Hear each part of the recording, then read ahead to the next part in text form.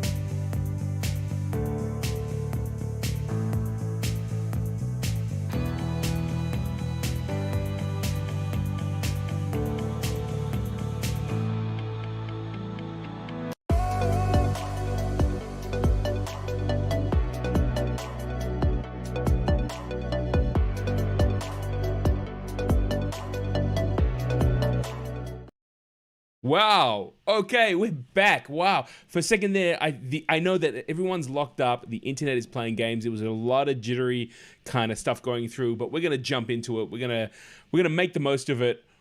First of all, thank you so much for coming along. It is so awesome to have you here. I know I've been 1 week late.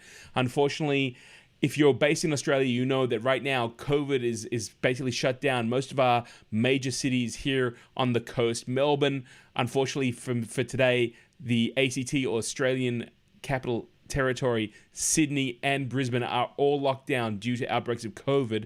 And unfortunately, due to the fact that I went and did a little bit of work and then got locked out, I wasn't able to get back here for last week's laser live stream. If I had the laser, I could be shooting COVID out of the air. I'm pretty sure I can do that. Although I have to get around those interlocks, and they haven't. Darkly Labs hasn't told me that yet. We'll have to work that out. We'll see what's going on. But thank you so much. 1 week late, but we are here today to talk to you all about lasers, especially in the hobby arena or the maker arena. We're going to talk about diode lasers, CO2 lasers. We're going to talk about software. We're going to look at a whole lot of projects. And we're going to talk again and finish off that conversation we had 2 weeks ago, which is really 3 weeks ago. I keep pointing it out. Why do I do that? I don't know. But we're going to finish off our conversation with Jason, who is the lead programmer and CEO of Lightburn. And you know what? I woke up this morning and heard some incredible news. So we're going to also go through some of the changes that are coming to Lightburn, especially with the fact that Lightburn has now graduated to its very first 1.0 version. So this is going to be really, really kind of cool. I want to jump straight into the chat room because I love everyone who comes down here. I've been looking forward to this. You know, I say I look forward to it every week, but I got to be honest with you, I've been so looking forward to it, especially since we have been locked down, and I haven't really seen any of my friends, nor have I been able to go out to any of the maker spaces and actually just kind of be inspired and work with the amazing people out there. So first of all, I see Mike. Mike is here. I know Mike and Jen are in New Zealand because they are also having trouble getting back here due to the lockdown. It's good to see you. You're here, but you did manage to get flights on the 28th. I'm glad you're going to come back, but at the same time, maybe you want to stay over there, man. There's a lot less COVID stuff going on there. It's kind of, we'll see what's happening, but either way, stay safe, and I'm so glad you're able to hang out here.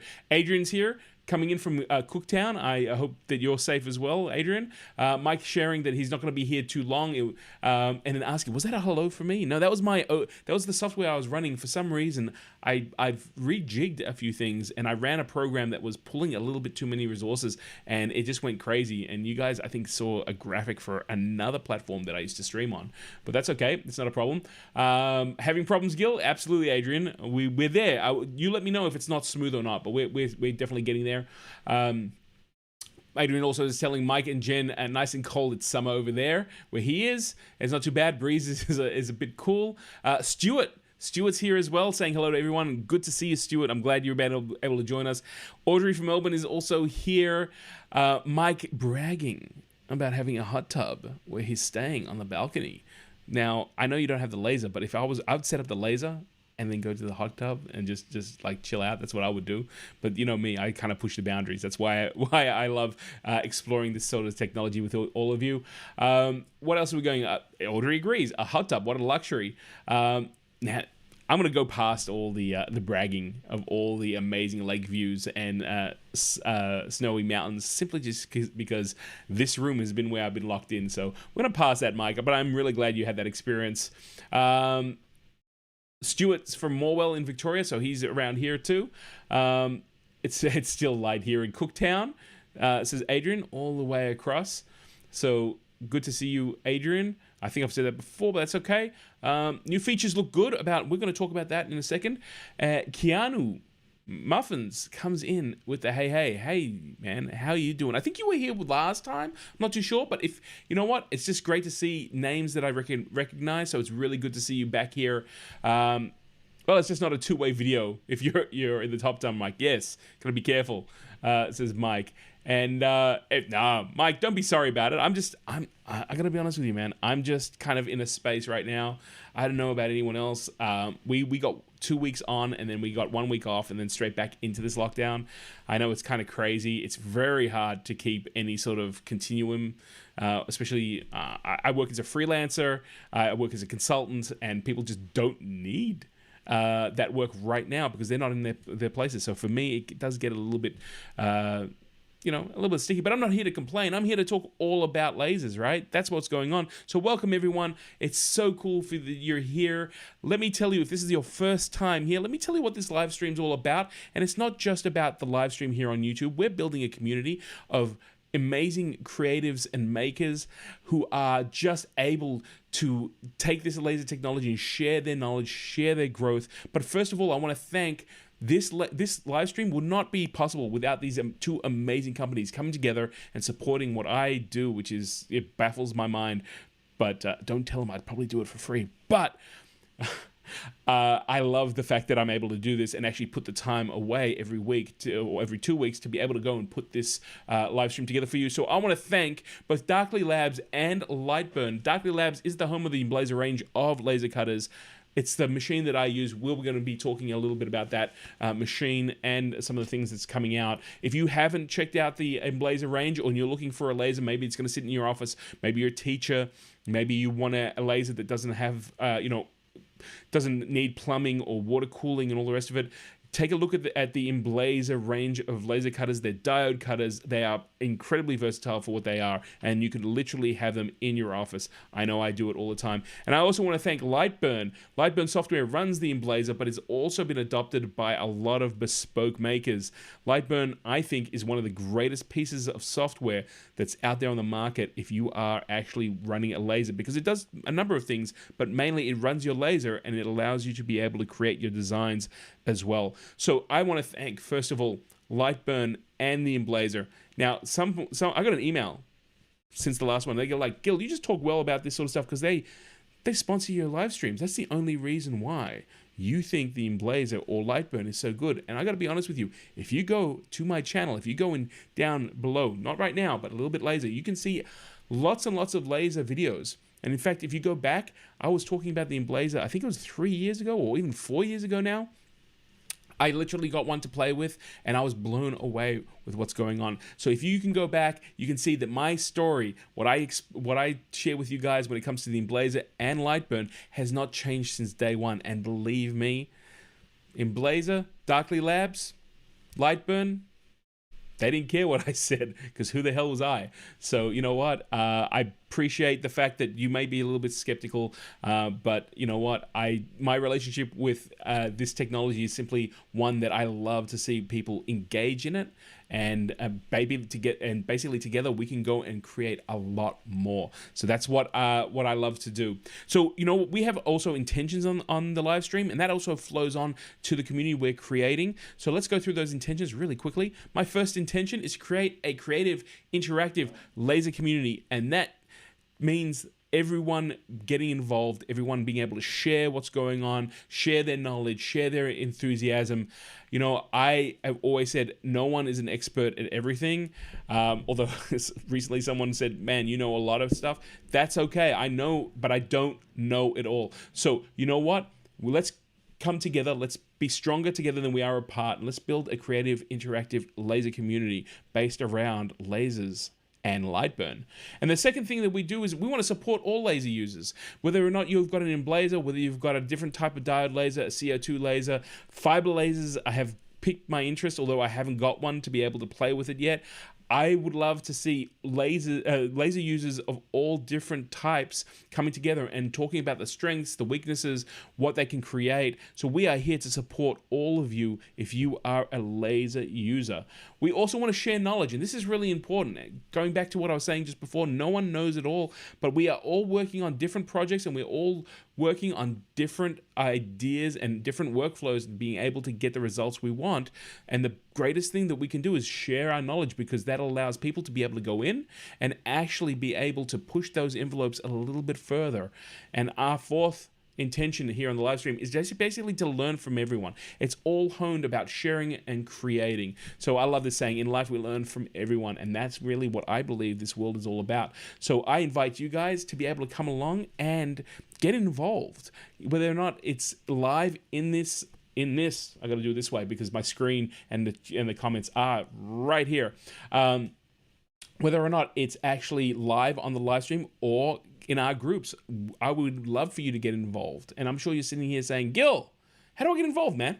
You just talked it up. I'm ready to go throw down a follow. I'm ready to go and support what's going on. I want to go and share my wisdom. Well, you can do that in a number of ways. First of all, if this is your first time here, please hit that subscribe button to support this project.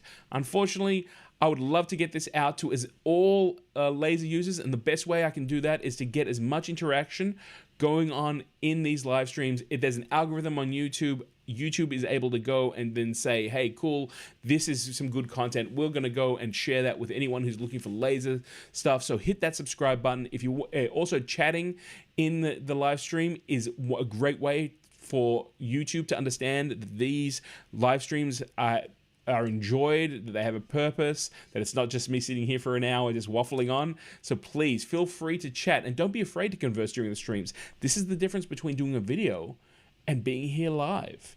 And you know, you got questions, if something that I'm presenting, pips an idea, feel free to be able to go throw that out there. And you can see already the amazing community that we have that chats here. And if you are watching this live stream as a video, or you don't feel confident to be able to go into the chat and actually have a chat with us, that's okay. We have an email address, laser.livestream@gmail.com. I have gotten a number of projects and a number of questions through the email over the last couple of weeks. I love to see and hear from you guys what it is that you're doing with your lasers. So feel free. You can also email us here at laser.livestream@gmail.com. And of course, we have the Facebook group, which is just one of the greatest ways to get involved in this community. It's at www.facebook.com/groups/laserlivestream. And you know what? You will see a lot of the people here conversing in those Facebook groups, posting up their projects, posting up their questions, supporting one another. I highly, highly recommend that if you want to get involved, you want to learn more about your lasers, how to use the Emblazer, how to use Lightburn, go down into the description below. It's right there, right below, and you'll be able to go and actually hit the link and go straight to that Facebook group. Join it. We've been growing really, really well. I think we're just under 300 members. That's 300 people who are coming together to work with you, maybe learn a little bit, see what's going on. It is really awesome to be able to see what's going on there. And, you know, there's one other thing that I want to mention. While these streams are sponsored by Darkly and by Lightburn, you can also support the stream directly. Don't think that just because, you know, there's lots of money out there and all that sort of stuff. I would love to be able to say, you know what, I don't want sponsorship. I don't want donations. It's all good, man. These streams just bringing it in, and I can just keep throwing that resource in there, buying material, buying all that sort of stuff. The reality of it is there's so many people going out and doing that. That pie is so thin. If you learn something or you want to really support what we're doing here, if this is something you want to grow, you can actually support this stream itself by, well, really in two ways. One is in the chat room. If you're live, the chat room that's right there, there's a thing called a super chat. It's a bit of a sticker, and you can nominate the amount that you would like to donate. I get a portion of that. Part of it goes to YouTube, or alternatively, if you want to really show your love, you can go down into the description below and you'll see a one-time PayPal donation that comes straight to me.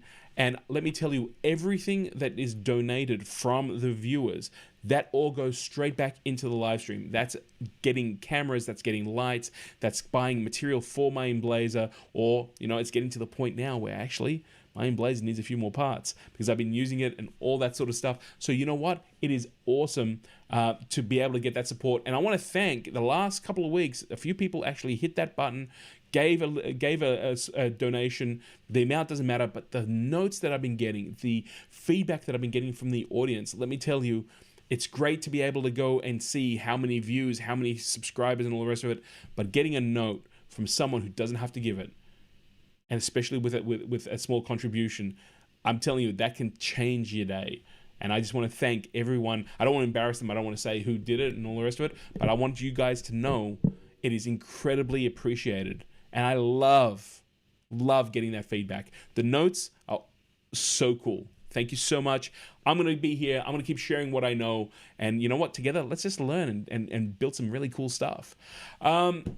Bruce, my friend, thank you so much. Just here's that, throws down a $5 super chat. Thank you so much, Bruce. And you know what, Bruce? How you doing? I'm doing okay. We're locked down, as you know. I know you're in New Zealand. In fact, you and Mike should like connect before he has to go back to Australia. I think Mike and Jen, you know, they need a second Emblazer, or another core, or maybe even an Emblazer too. I don't know. I might be causing some problems there. But thank you so much, Bruce. I appreciate that. That is a lot of love, and I really do appreciate that. It's very cool. Mike says, wow, great number. Great number. Oh, yeah, it's great number in the Facebook group. It's amazing. Let's keep growing. Let's keep it doing. Let's keep it going. That's what I love about it. And you know what? As this, you know, I'm kind of new to this live streaming. I can sit in front of here and talk all day, but the other part of it, I'm kind of learning as I go along. So look out. I'm going to start trying to get a little bit more interactivity on the Facebook group. And as you guys can see, I'm so jazzed to be here. I am so jazzed to be here with you guys today. So you know what? Let's just jump into it. Let's go. Let's see what's going on. And let's just let me go through what we're going to go through today. It's going to be really, really cool. So first of all, what's on the live stream today? We're going to go and showcase some of the amazing projects that have been done by the Emblazer users. It gives you an amazing idea of what is capable of these machines and software. Then we are going to follow up with talking to Jason from Lightburn. We looked at the first half of that interview. We're going to do the second part of that interview today. Then we are going to go off and we're going to go and take a look at Lightburn just hit 1.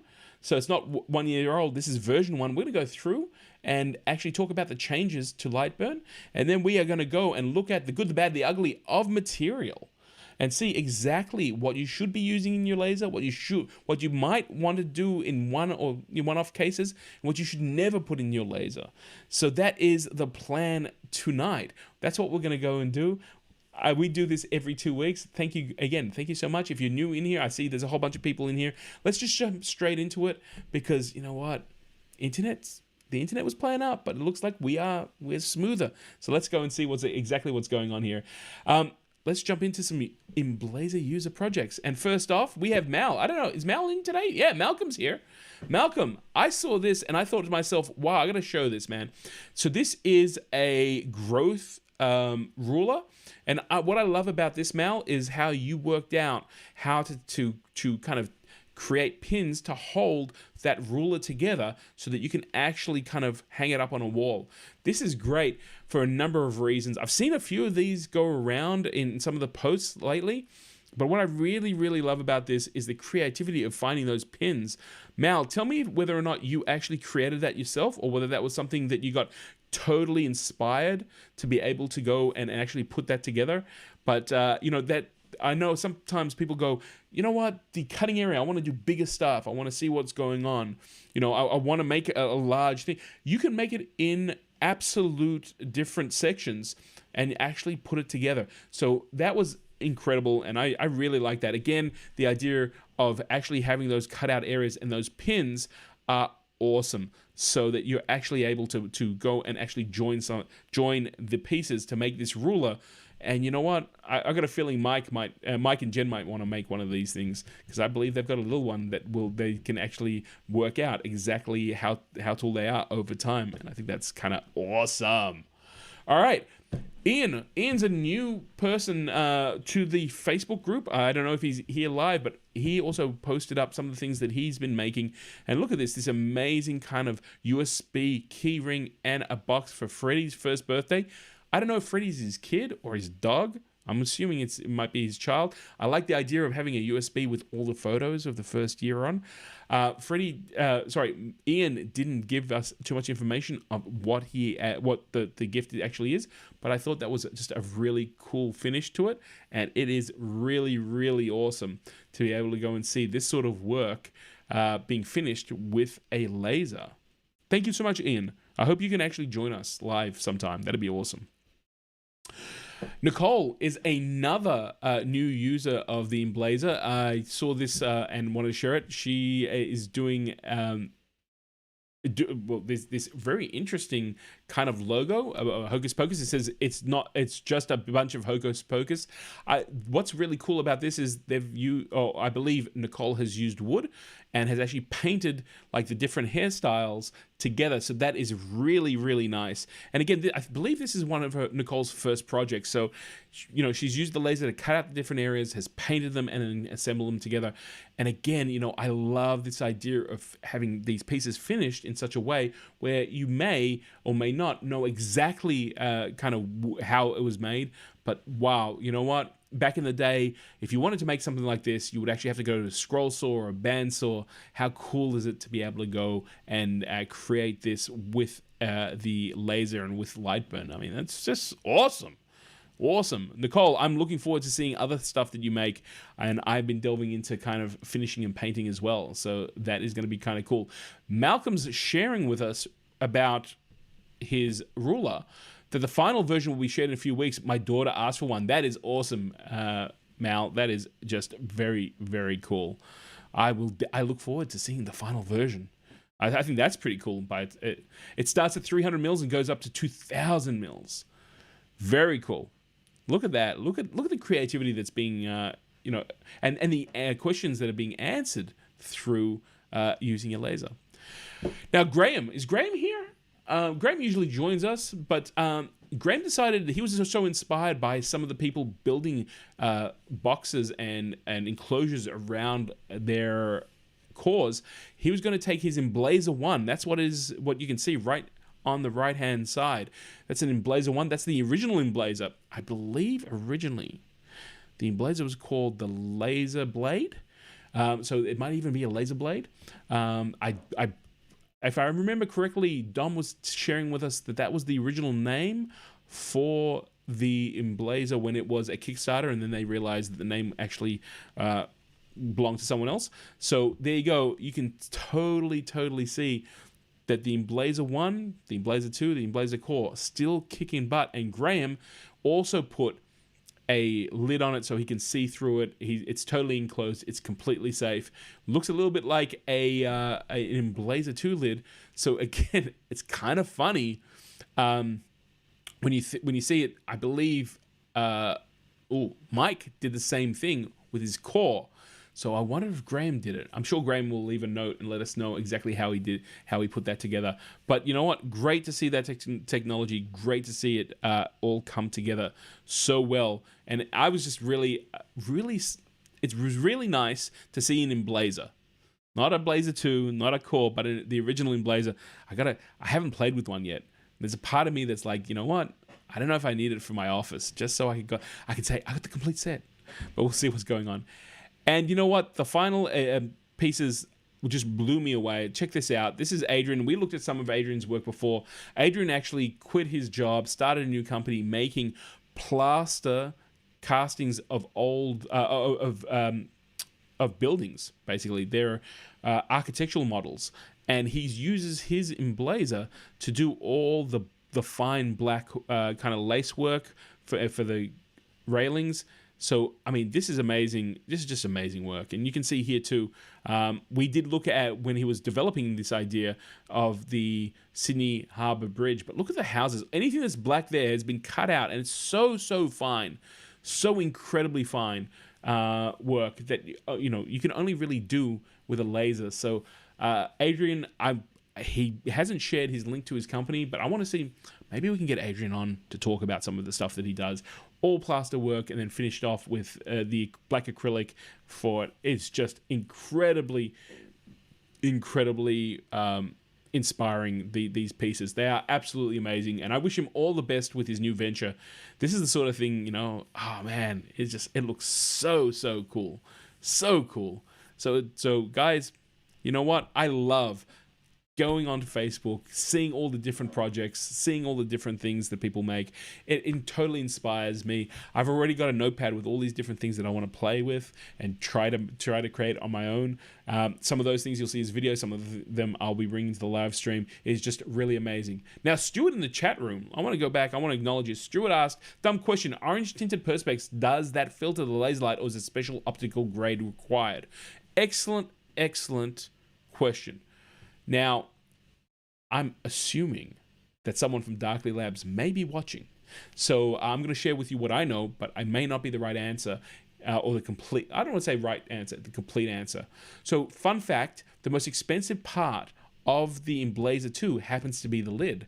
And the lid happens to be, it's not orange perspex, but it is actually a special material that filters out any of the visible light that could be dangerous. So it's not so much a piece of orange perspex, but it does look orange because it's using the same material that they use on those special glasses. And if you go back a few live streams ago, we actually talked about the different types of glasses and the different frequencies that the laser light can generate. So, I had a situation where someone had these really funky, cool looking purple glasses, and he was wearing them, and I was like, dude, that's not going to filter out the wavelength of laser light should you have an accident. And he was like, what are you talking about? They're laser. They just cost me a fortune.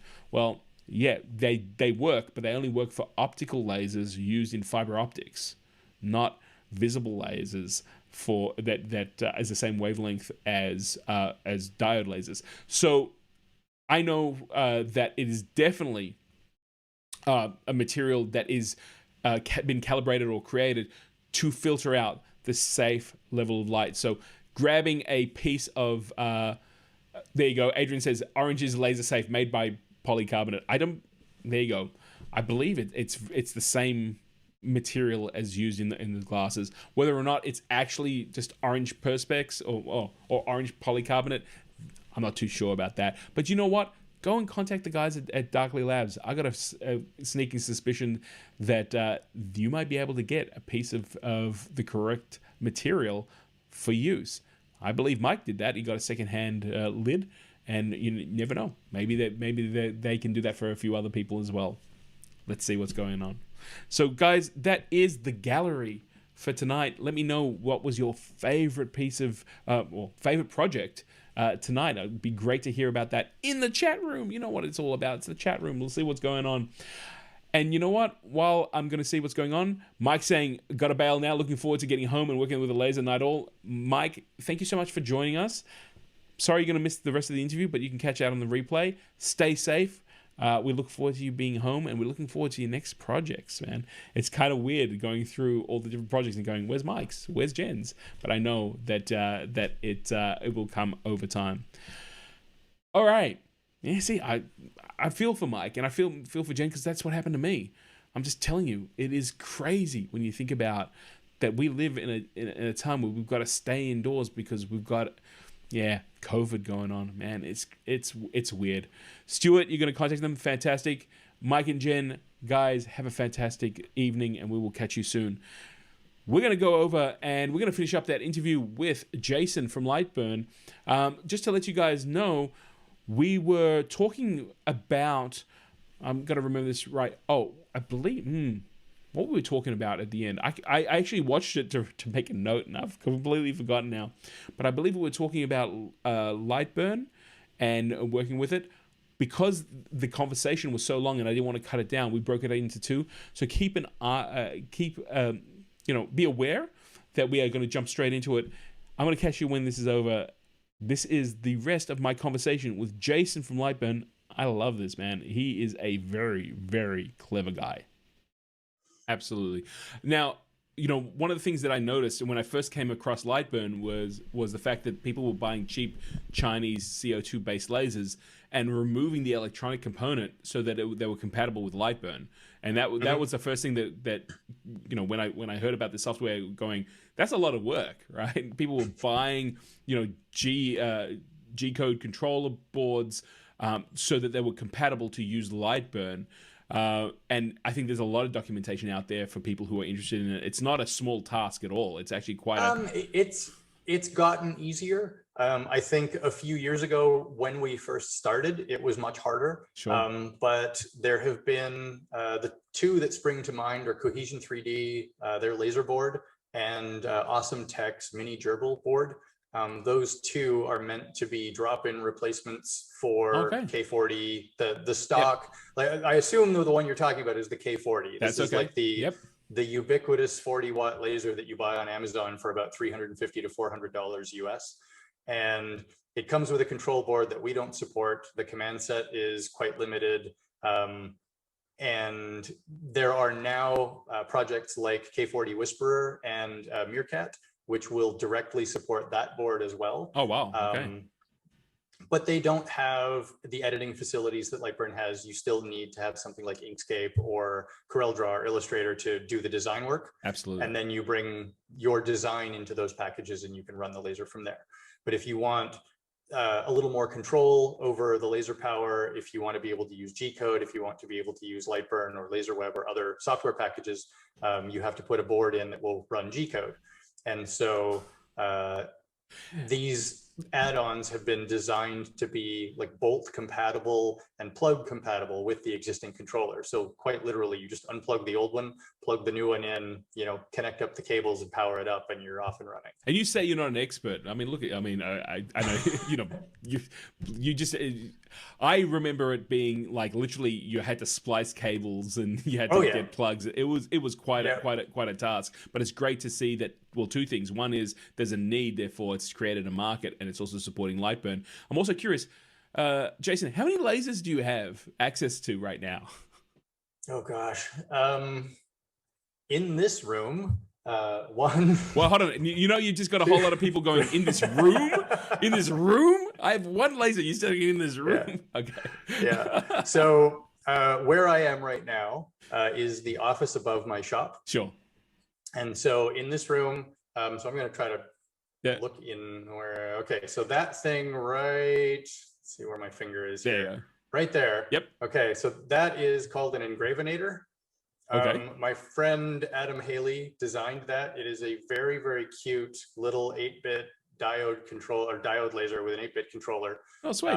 It's got 130 millimeter square area, so you can use it to engrave coasters and stuff like that. But it's meant to be more of a showpiece or a test piece. Sure. And it's a full 2D control setup and linear rails and the whole bit, and it's all made with aluminum extrusion.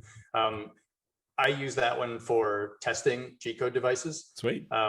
This other thing, where is it? Right. Oh, I'm moving the wrong way. The orange thing right there. Yep. That's a test harness. Okay. It's basically a tower with 4 little motors on it and 4 belts with little position things and limit switches. And the top of it has a bunch of LEDs on it. And I can plug that in and make it pretend it's a laser. And so I have a whole bunch of control boards for lasers. I've probably got about 30 controllers in my office now that are all set up so that they're configured basically the same way. They have a DB25 connector on them, which is yeah. Sorry, I'm okay. trying to grab a laser controller over here, but it's too far away. A DB25 is an old school printer port. Yep. And so you plug in a laser controller with an old school printer port, and I can swap the controller in any of my lasers out by just unplugging a port and plugging it back into a new controller. Awesome. And so the Engravinator thing, it is configured in the same way. So I can plug a laser controller into that and test it.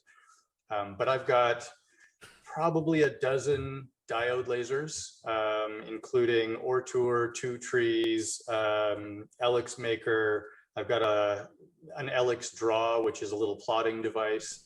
I've got 2K40s. One of them is modified with better linear rails and a nicer lens arrangement and so on. And then one of the stock standard ones that you get on Amazon. I've got 2 fiber lasers. I've got a Thunder laser, Nova 24. I've got an Aeon Mira 7, and I now have an OM Tech dual head 80-watt laser that was just delivered a few days ago. And wow. It's the big beast. Wow. I'm telling you, it's Laser Central. It's a Laser Central down at your place. Yeah. If they ever decide they're going to do that kind of Star Wars laser defense system, they got to. It's got to be run by Lightburn and maybe you can. I need a lot of hardware for testing, and we have. Sure. I actually have a few others that are not yet supported, and so I probably shouldn't announce. But in addition to that, I've got a QBO sitting on the chair behind me. That one I'm just starting to get into the control protocol for. So they've been good about it and giving us information. I've got an Emblazer, obviously. Darkly Labs was one of the earliest companies to have Lightburn provided as their software. And so, in fact, I think they were the first. And so we've had a good partnership with them from pretty early on when I was just getting started. Awesome. I added G-code support to Lightburn and had been playing around with a couple of small G-code boards. And then I did a web search looking for who had lasers that were running on G-code boards, and Darkly Labs' name came up. And I sent them an email and said, hey, would you be willing to try this piece of software with your hardware just to see how it works? And if it does, then I can just, put another checkbox on the box to say, hey, it's also supported by this laser. And they said, sure. And the next day I got an email, can we call you? And it went from there. So they had been using LaserWeb. Yes, they definitely have been. LaserWeb at the time was one of the relatively few open source laser software control projects that existed that would run G-code controllers and was made for lasers and for CO2 machines. Lasers and CNC machines, pardon me. That's correct. I'm messing that up. They weren't happy with the performance, and they weren't happy with the responsiveness of the development team. Because LaserWeb was an open source project, the developers don't get paid. They do things because they want to. It's their sort of pet project, but they don't have a great deal of incentive to be responsive to customers because they're not being paid for it. It's sort of their pet project, not for everyone else. It's for them. And it was JavaScript running inside a browser, interpreted code on your own machine, whereas Lightburn is written to be fast. I was a game developer for 25 years, and so I've written low-level assembly code and like hand-optimized, loving little routines to make things as fast as possible. And Lightburn shows a lot of that as well. It's a compiled software application that runs on your native hardware. Is not interpreted. It's not running in Python or JavaScript or anything. It is really fast. And that's one of the driving things that I wanted Lightburn to be, as I wanted it to be fast and just not be in your way. Sure. Absolutely. You can see that with the when you use even the you amended the file type to create smaller files, and even that so they load faster and save faster, and I mean, we had one user who had a file that was like a dumping ground for projects, and he showed it to me. The before version of his file was about 155 megabytes, and the after version was a little less than 8. And he posted on our forum, and he was like, I don't know what this is, but as far as I'm concerned, it's magic. Right. I mean, again, they're the little touches that I have a directory full of my Lightburn projects. And then as I've been going in and as I've been loading the old projects up, they've been changing them, and that file size just keeps shrinking down. I'm like, I can keep this all on my laptop. I don't need to keep it on my NAS anymore. It's awesome. So, we're talking about a lot of different things that Lightburn has kind of evolved into. Is there a function or something that you're really proud of that you were able to achieve in Lightburn? I think there are probably two. My two favorites would be the offsetting tool. I guess it's three favorites. So offsetting is probably my favorite. And that was one of the earlier ones that we had. That was something that we had in Lightburn almost from the beginning. And it's hugely powerful. Yeah. And it was something that really annoyed the heck out of me with RDWorks.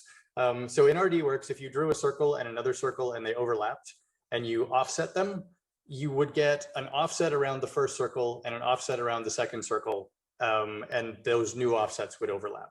And what I wanted was an offset around, the outline of the whole thing. Sure.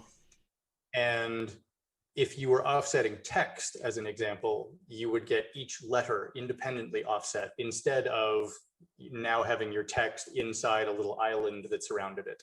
And the offsetting engine in Lightburn is based on a library called Clipper that is open source and free. And it does a fantastic job of the offsetting. And so that's what we use. It's very fast. It does a very good job. It's quite robust. And it produces the offsets that I want and the way that they look. And we use that same tool for the Boolean operations, which are welding, Boolean union, subtraction, difference, and just how those are set up in Lightburn. I really like the way that they work. Yep. So offset and welding, or offsetting and the Boolean tools, are probably my two favorites. And then the bending handle in text, I think, is my next one. Okay. So that one's more recent. We had initially done text on a path. We had a lot of people ask, I want to be able to wrap my text around a shape, around a circle, around a something. And the way it was phrased, everybody always asked for the ability to put text on a path. And so that's the first one that we did. And then everybody said, oh, this is great, but I don't want to keep the path. And we noticed that every time anybody ever said they were having trouble with text on a path and how it was being used, they were just wrapping it around a circle. Mhm. It's all they were doing. Like Sure. I would say the 95% case was people putting text around a circle. And so I started kind of banging my head against things, thinking, how can I make this easier? Because it should be simple. It's just an arc, but I wanted it to be intuitive. And that's another one of those driving things behind Lightburn, is that I want the software to be fluid and interactive and intuitive. I want it to work the way you think it should. And it doesn't always, and some people find that there are many options in the user interface and it can be a little overwhelming if you're a new user. But as you get more and more familiar with it, it just flows. And I really like that flow. And I find that software that gets in my way when I'm trying to do things just frustrates me. And so I'm constantly adding things like hotkeys, shortcut keys, different ways of doing the same thing, you know, putting things in multiple places, stuff like that, and trying to come up with ways to do things that are just clean. And the little bend dot for text in Lightburn is one of my favorite examples of that, because it's, you know, you create a piece of text, you click to select it, you grab the little blue dot and you pull, and it just, and the text bends. And I've actually had a number of users come back and say, I've been an Illustrator user or a Corel user or pick your software package, you know, for a decade. And this is the easiest text bending tool that I've ever seen. It's just, I don't know why everybody else isn't doing it this way. So that made me pretty happy. That's awesome. You know, one of the functions that I learned about very early on in Lightburn is that I would actually just load up Lightburn, use this function, then kind of export out, was the trace function. For me, oh yes, that was like the biggest game changer in my life when it came to kind of working out a vector. I tried Inkscape, I had tried Illustrator, I had tried so many things, and it just works so nicely and so cleanly in Lightburn. And of course, as I started applying the trace function into more things, I would actually keep it in the projects. But I love to be able to go and grab something. So I mean, I remember grabbing my company logo and just going, I want to engrave that onto this thing that I'm working on. And I was like, okay, I can, you know, I looked at it, I ran the simulation, the preview, and went, oh, that just upped my project by like 4 hours. And I'm like, okay, hang on a second. What if I did it as a line drawing? What if I just engraved it in? And I was like, hey, I can trace it. I'm sure that that you probably, behind the scenes, there's probably something going on there. I'm assuming that you didn't have to create that trace function from scratch. What's so funny is, what's kind of funny is that I've heard this before, that the trace feature in Lightburn is, people like it. It's relatively easy to use. It's relatively intuitive, and it's quick. What's amusing to me is that it is using the tracing engine that is in Inkscape. The tracing engine in Inkscape is called PoTrace. It's made by a guy named Peter Selinger, I think, who runs a company called Icosasoft up in Canada. And he has it set up so that you can use it in an open source project like Inkscape, or you can commercially license it, which is what we do. Sure. And the code is the same. It's the same engine. It's the same everything as Inkscape is using. We just have it, like, I put a different user interface on it, and that's, I mean, you know, kind of the key. and I've used Inkscape so often, exclusively before I got involved with Lightburn and started using the software. I could never get it to do a clean trace the way it does in Lightburn. And again, this kind of makes the point, and this is what I think kind of steps Lightburn away from some of the other software. And it really is. It's all about the experience. It's all about, how do I get into the software, create what I want to create, and keep moving, as opposed to getting into the software, then working out exactly what it is, locking it in, and then that's the only option that I have.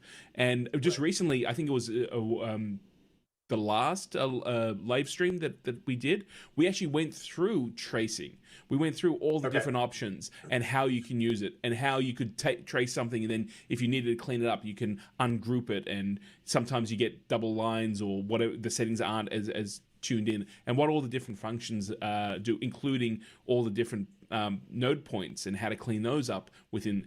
I would never have thought that it was the same kind of trace engine as in Lightburn. And what really that's a testament to is the focus you have maybe as a maker or as a game designer, understanding that there's more to it than just putting functionality in there. It's all about how does someone come in who doesn't have any experience or maybe a little bit intimidated. When I was in game development, one of the principal things that was part of my job was creating tools for artists to get their work into video games.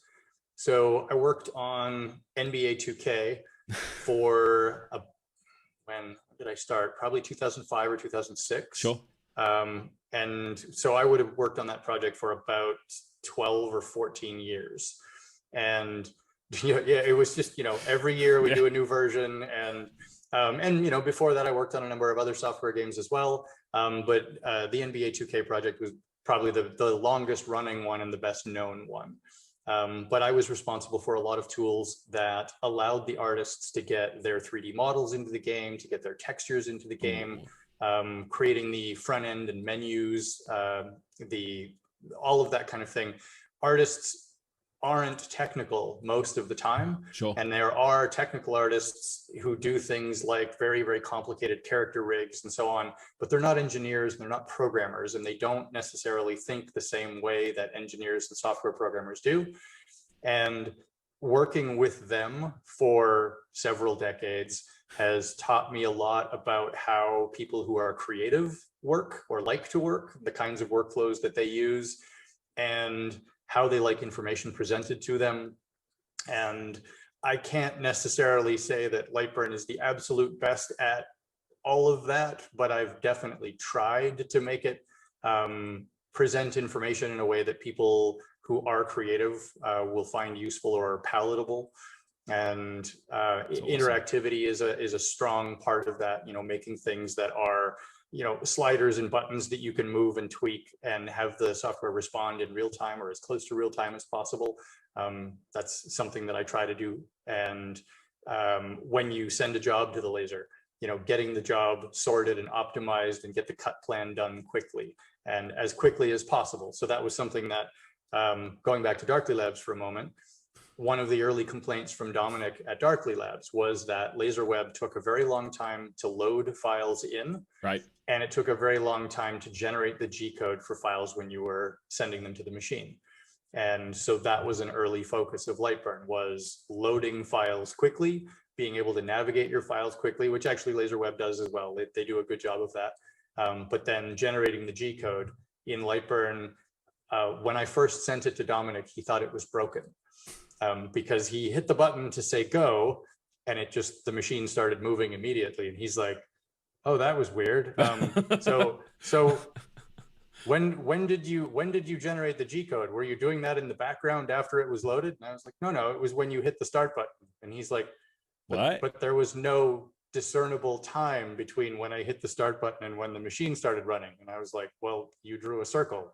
There shouldn't be any discernible time. It's a circle." Right. Right. I mean, again, that experience that you had before.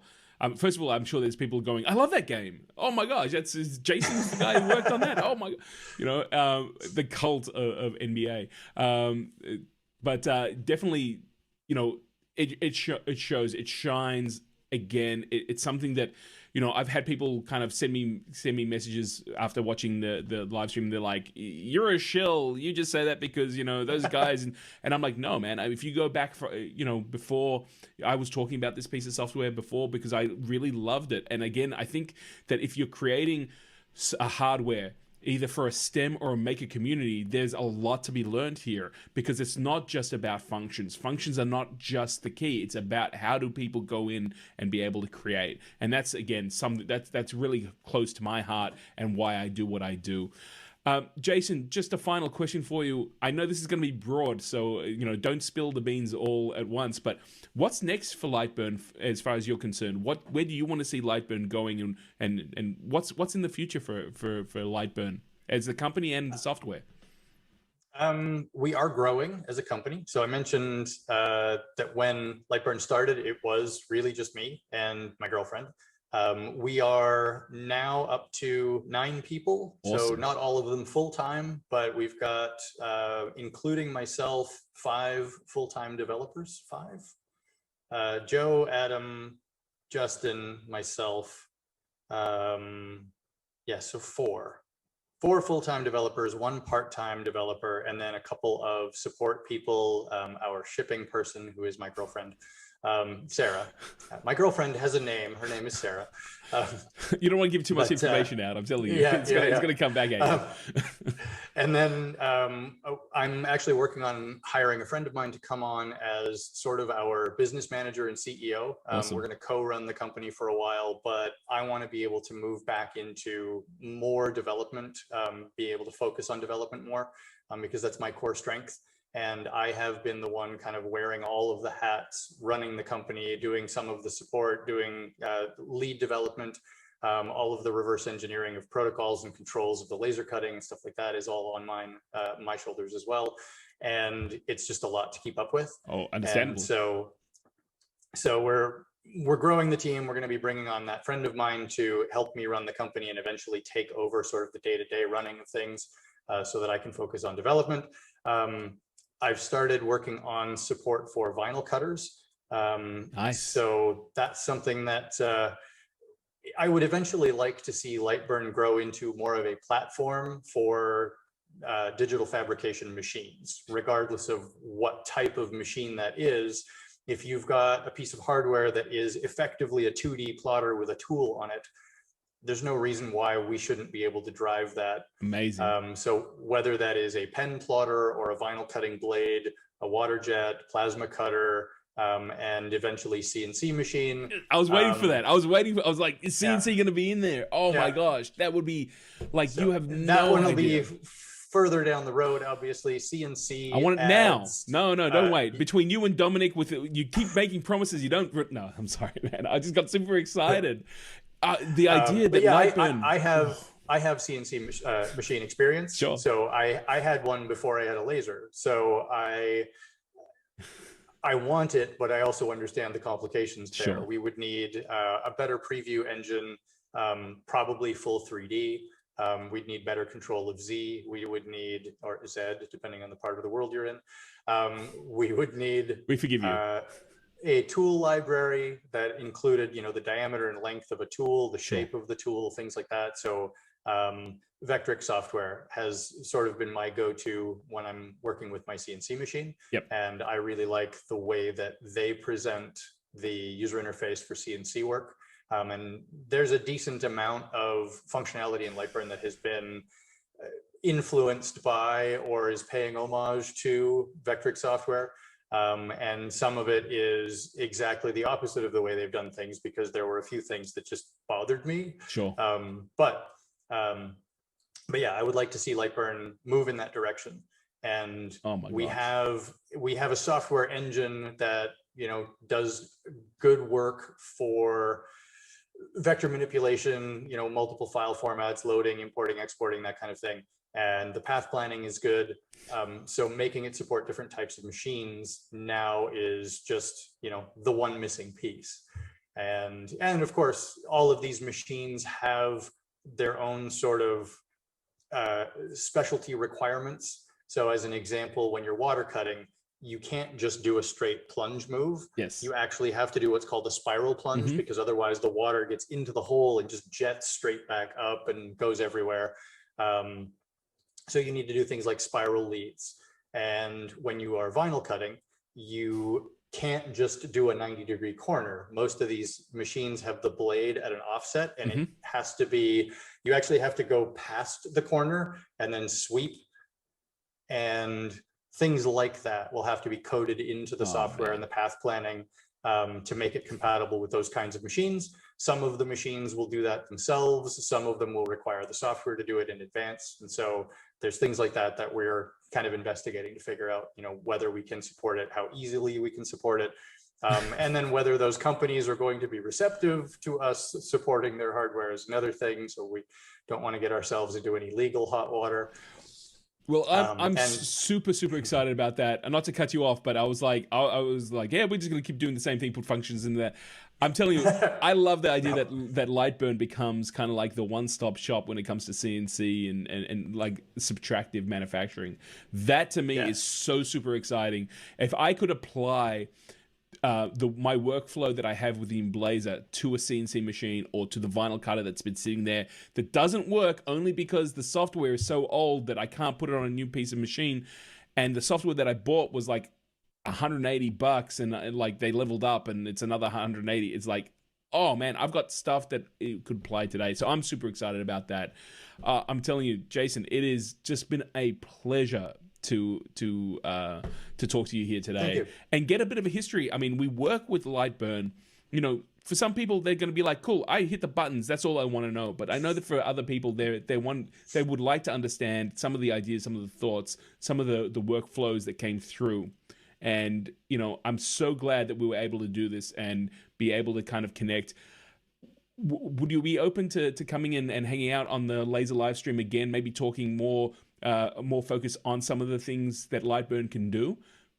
Yeah, I'd be open to it. I mean, time zones are a thing, and that might be fun, but that's okay. I mean, we understand that because of the time zone issue, you can't be here live, but you know, we do get we were able to make this work, and it was something that we were working on for quite some time. And it's one thing for me to present, but it's another thing for people to hear it from the horse's mouth, or in this case, Lightburn's mouth themselves. Anything you want to share with us before we head off?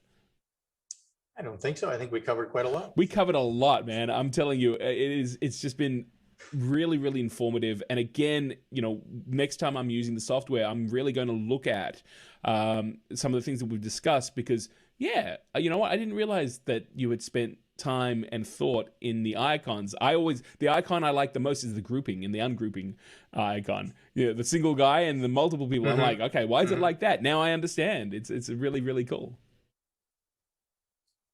Well, thank you. It's been fun. And look, on behalf of, I'm going to talk for myself, but also on behalf of a lot of people that I know, thank you so much for putting this out there. Like, I know this is a project you started for yourself, but it really changed a lot of people's accessibility to use this software and to use this hardware more than anything else. You know, laser cutting, when I got involved in it, it was, you know, go and do a university course to understand the mechanics of it, and then go and like learn, you know, manufacturing software to get it to do stuff. And yeah, I mean, we did touch on it before, but the software has allowed a lot of people to be incredibly expressive. In fact, I just recently got an email from someone who's a grandmother who made a birthday present, which is so creative, and it was through using Lightburn and the Emblazer. And she openly says, she's like, I would never have even thought about doing something like this. But cool. It's due to that accessibility. Jason, thank you so. I like hearing stories like that. I really do, because we've had a few of those ourselves where people have sent emails saying just thank you. Like, I had a laser for 5 years and it's been a piece of junk, and I've hated using it, and so on and so on. And then I got your software, and you know, the clouds parted and angels sang and things like that. And sometimes people are a little overly effusive, and I think, yeah, they're laying it on a little thick. But other times, like, you know, I have genuinely seen people, like you're saying, like a grandmother or somebody who has a learning disability or a physical impediment of some kind, like that kind of thing. And has always found the software for these machines to be difficult to work with and cumbersome. And we've gotten emails from people like that who say, thank you for doing this. I love what you've done. You've made my laser from a tool. This is a direct quote. There was a guy who created a coffee making machine called Mugsy. His quote was, you made my laser, you took my laser from a tool that took me all day to use and turned it into a tool that I use all day. Awesome. And yeah, and just, you know, like that quote will stick with me to my grave, because it was perfect. But it was, you know, it's things like that when people come up to me at trade shows or maker fairs or things and just like, oh my God, I love what you're doing. I want to shake your hand. I'm sure. Okay. I mean, I wrote software, but okay. but it's more than that. It really truly is. The software opens up a possibility that wasn't there before. and pairing it all the way, to foundational stuff. I'm a great believer that we have everyone in many different forms has to be able to express themselves, and making is definitely one of those areas. And being able to express yourself, to go and spend a couple of hours on Lightburn and become proficient enough to go, cool, I don't have to go with the manual and I don't have to hold my mouse over things to understand it, but I can just go there and start creating. That's where making becomes an art form. And part of that is definitely the ability to take what's in your head and communicate it to the machine to make what's going on. And that is Lightburn. Absolutely. So thank you so much on behalf of myself, and I'm going to talk for the community here. We love working with Lightburn. Part of the live stream is going through the different functionalities and talking about them and showing examples. And I'm personally grateful for what you've done. It's a bonus that I get to speak to you directly about and tell you to your face, as opposed to just, hey, I really like what's going on, thumbs up, and that's it. But keep it up. I'm so super excited about the idea of Lightburn expanding into other, subtractive manufacturing, CNC type machinery. And we look forward to seeing what you develop within Lightburn, and also having you back here on the Laser Livestream to talk about everything and more. Cool. Well, thank you. I'm glad that people are happy. Honestly, that's what it comes down to for me, is if I've made somebody's life a little easier, made it easier for them to use their hardware, made it more fun for them. That's what I'm doing this for. Awesome. So, thank you so much, Jason. We'll talk to you real soon. Thank you. Okay. Bye. All right. So there you go. You heard it literally, I was going to say from the horse's mouth, but I'm not going to call Jason the horse. He's a pretty awesome guy.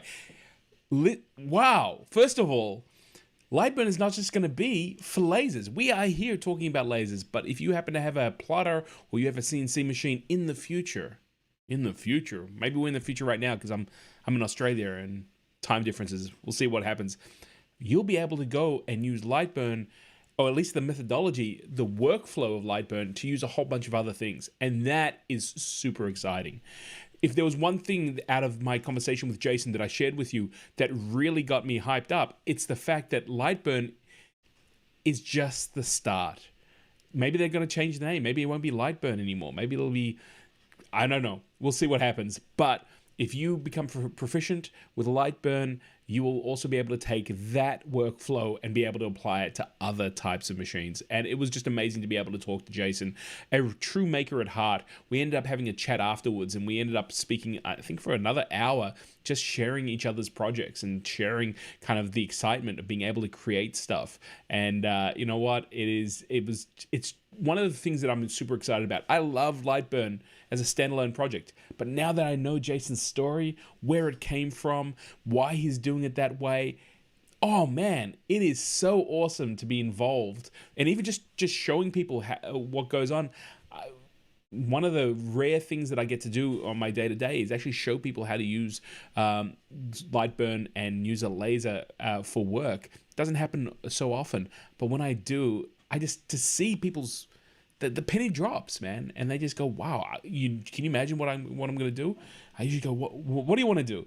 And usually they say to me, "Acrylic," and I go, "Hang on a second," but always acrylic. It always comes back to clear acrylic, lasers. Clear acrylic. We're gonna school a few people up on what that actually means with a diode laser, and we're gonna do that here on the live stream every 2 weeks. I'm going a little bit long. We're already at an hour 10 minutes, but given the fact that Jason just started talking about Lightburn, I want to jump into Lightburn. Just turned 1. It's pretty awesome to see. Version 1 just came out, and with this, Lightburn has a number of cool updates. I'm going to jump over to my Mac. Let's see if that works. Let's see if it works. Oh, it worked. There you go, and you can hear me. So this is the official kind of release. You can see here from the Lightburn website. This literally just dropped this morning, and I'll come back if you guys want, and we can go through the different functionalities. But there's a couple of things that I want to go through. I mean, first of all, there is a slight price change. going to Lightburn, this is only for new adopters of the software, and it's actually going up for G-code version users, which is a lot of people. It's going up to $60, and it's $120 for more professional versions of the software. So that's the DSP version, and that's going into effect on August the 16th. $60 as opposed to $40. The amount of time that you can save and the functionality within Lightburn, this is an incredible value for a very small amount of outlay. I saw some people on Facebook bitching about the price, given the amount of features added into Lightburn in just this last year. It is incredible to see. Now, there is a renewal price for if you buy Lightburn directly. If you've got it in Blazor, the guys at Darkly Labs has actually offset that so that you don't have to pay for upgrades. I think it's for 3 years. But those renewal costs, which are, I think it's like $20 or so, I'm actually not sure because I haven't actually had to renew my copy yet. They are going to stay the same. So just be aware. I think for $60, there is software that is 3 times the amount that doesn't bring the workflow, the speed, and the functionality. So it's great to see. Now, what's new in 1.0 is live virtual arrays. If you use the grid array, now you can make it virtual, which means if you change something below, it changes them for all of them. And that's an amazing feature that is really cool. I use the grid array a lot, but if you got to change one thing, usually I delete them all and then change the first one and recreate it. But the fact that you can actually change all, the master and then change everything around it, it is awesome to see that. Now, the print and cut wizard, which I'm going to release a video on how to do this as well, it is an amazing feature, but it gets a little fiddly. So they've created a brand new wizard that'll walk you through how to set up a print and cut. And in fact, they've even released a video that shows you how you can use print and cut to save a job that is halfway through the job and then stops. Maybe you pick it up and you put it back into the machine. It's almost impossible to get it all lined up perfectly. Well, you can do that now using the print and cut feature as well as the wizard. So definitely check that out. And they also created an assistant for booleans. Whether or not you want to actually pick the right feature when you're using a Boolean, additive or subtractive or integration. Well, that again has now been simplified by this Boolean assistant, which is again like just on the first two, it is worth the update price. Then you've got the Boolean assistant as well as the 2-point rotation and scale. So no longer do you have to actually put a point in. You're actually able to go and create that from whatever points you want. So that is again, it's a time saver. When you're going to work with your laser, you want it to be quick, you want to be fast, and you want to be able to make changes. And that's what's so awesome. And the other one that they've mentioned here is the fact that the click filled areas to select and drag is you can now click anywhere in there as opposed to having to click right on the edge, which I know gets some people a little bit kind of confused when you first start using Lightburn, or if the actual sensitivity of that line is too thin, it's sometimes hard to actually be able to go and do that. So you know what? It is awesome to be able to see. Congratulations, Lightburn. You've just turned 1, at least version 1. And you know what? Again, I'm super excited. Want to go to the chat room. I want to acknowledge some of the things that have been said here. I want to thank everyone who's sitting here saying, Stuart saying it's been an amazing interview, loved it. Thank you so much. It took a bit of time to get Jason on just because of time differences, but I really appreciate it. Stuart, I agree with him. He is a top bloke. He's incredible. It's what you see is what you get, and he's very passionate about enabling everyone to be able to create. Malcolm also saying, thanks for organizing the video. Most informative. I'm glad. Don't hear it from me. Hear it from them. You know what's going on. We'll get Jason back here. I'm sure we will. Great interview, says Adrian. Thank you so much. And Malcolm actually even saying that he asked a question on the Facebook group on Lightburn, and Jason was one of the people who answered it. That's awesome. Which Facebook group though? Malcolm, let me know which Facebook group, because I know the Lightburn team likes you to answer it in their forum, not on Facebook. But mate, is he hanging around the Laser Livestream? I don't know. Let's see. Maybe it was the Laser Livestream Facebook group. If so, I completely missed it. But it's great to see that Jason is hands-on completely. Sash Australia, thanks Gil and Jace. Thanks Jason and Gil. Love the interview and hoping that Lightburn and CNC initiatives come true. Game changer, can't wait. I think we might have to wait a little bit because obviously they're moving in the right direction, but I am totally on board with being able to use other CNC machinery in Lightburn. If I can use my vinyl cutter the same way I can use my laser cutter without the danger of chlorine gas, oh my gosh, I'm telling you, it's going to be awesome. Stuart sharing $60. That's about a box of beer, but it'll last longer. Well worth it. I agree. Updated this morning. Haven't explored it yet. And Malcolm said, Malcolm said, I did both. Oh, okay, very cool.